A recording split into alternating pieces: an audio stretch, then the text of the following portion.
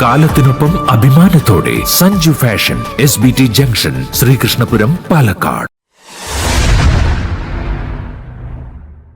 നാട് തകർക്കുന്ന, ജനങ്ങളെ കൊള്ളയടിക്കുന്ന അഴിമതിയും അക്രമവും മുഖമുദ്രയാക്കിയ പിണറായി സർക്കാരിനെതിരെ മഹിളാ കോൺഗ്രസ് സംസ്ഥാന പ്രസിഡന്റ് ജെബി മേത്തറുടെ നേതൃത്വത്തിലുള്ള മഹിളാ സാഹസ് യാത്രയ്ക്ക് ശ്രീകൃഷ്ണപുരത്ത് സ്വീകരണം നൽകി. രമ്യ ഹരിദാസ് ഉദ്ഘാടനം ചെയ്തു. മഹിളാ കോൺഗ്രസ് മണ്ഡലം പ്രസിഡന്റ് ഭാഗ്യലക്ഷ്മി അധ്യക്ഷത വഹിച്ചു. തന്റെ മട്ടന്നൂരിലെ ആശുപത്രിയിൽ രക്തം ആവശ്യമായിട്ട് വരുമ്പോൾ ആ പ്രദേശത്തെ ആളുകൾ ആദ്യം വിളിക്കുന്ന യൂത്ത് കോൺഗ്രസ് പൊതുപ്രവർത്തകന്റെ പേര് ഷുഹൈബ് എന്നാണ്. ഗർഭിണികളായിരിക്കുന്ന എത്രയോ സഹോദരിമാർക്ക് ജാതിയേതെന്നോ മതമേതെന്നോ വിശ്വാസമുള്ളതെന്നോ വിശ്വാസമില്ലാത്തവനെന്നോ നോക്കാതെ തനിക്കൊരാവശ്യം വരുമ്പോൾ തന്നെ വിളിക്കുന്ന ആ ആശുപത്രിയിലെ ഗർഭിണികളായ സഹോദരിമാർക്ക് രക്തം ദാനം ചെയ്തിരിക്കുന്ന പ്രിയപ്പെട്ട ഷുഹൈബ് സഹപ്രവർത്തകരോടൊപ്പം ചായക്കടയിലേക്ക് കയറി ചായ കുടിക്കാൻ തുടങ്ങുമ്പോൾ പുക വന്ന് വീഴുന്നു. തന്നെ ലക്ഷ്യമാക്കി വന്നവരാണ്, കമ്മ്യൂണിസ്റ്റ് കബാലികരുടെ വാളുമേന്തി വന്നവരാണ്.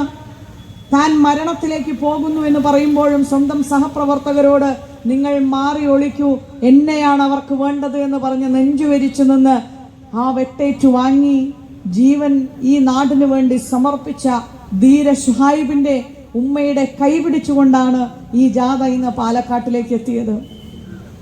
മാധവിക്കുട്ടി, പഞ്ചായത്ത് മെമ്പർ ലീല, നൌഫൽ തങ്ങൾ, P Gireesan, Suresh തെങ്ങിൻതോട്ടം, C Bhaskaran, panchayat member പ്രിയ, ജെബി മേത്തർ, ജില്ലാ president Sindhu Radhakrishnan, block president Brijitha Dominic എന്നിവർ പങ്കെടുത്തു.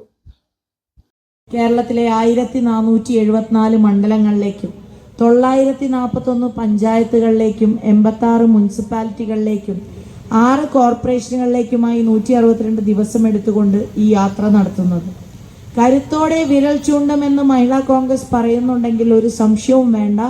ഇന്ന് സംസ്ഥാനം ഭരിക്കുന്ന മുഖ്യമന്ത്രി കേരളത്തിലെ അമ്മമാരുടെ കണ്ണുനീരിന് വില കൽപ്പിക്കാത്ത, പാവപ്പെട്ടവന് ആശ്വാസം പകരുന്ന തീരുമാനങ്ങൾ എടുക്കാത്ത, വിലക്കയറ്റം രൂക്ഷമാകുമ്പോൾ പോലും വെള്ളക്കരം കൂട്ടുന്ന ചാർജ്, വൈദ്യുതി ചാർജ് കൂട്ടുന്ന, പാവപ്പെട്ടവന് പെൻഷൻ നൽകാത്ത, ആശുപത്രിയിൽ ചെന്നാൽ മരുന്ന് ലഭിക്കാത്ത, റേഷൻ കടകളിൽ ചെന്നാൽ സാധനം ലഭിക്കാത്ത സാഹചര്യത്തിൽ പോലും 4ാം വാർഷികം കൊട്ടിഘോഷിച്ച് ധൂർത്തിന്റെ പര്യായമായി മാറുന്ന മുഖ്യമന്ത്രി, അഴിമതിയിൽ മുങ്ങിക്കുളിച്ചു നിൽക്കുന്ന മുഖ്യമന്ത്രി, നമ്മുടെ മക്കൾക്ക് മനസ്സമാധാനത്തോടുകൂടി ക്യാമ്പസുകളിൽ പഠിക്കാൻ കഴിയാത്ത, റാഗിങ്ങിനിരയാകുന്ന, മയക്കുമരുന്നിന്റെ കേന്ദ്രമായി കേരളം മാറുന്ന ഇതിനെതിരെയൊക്കെ തന്നെയാണ് നമ്മൾ വിരൽ ചൂണ്ടുന്നത്.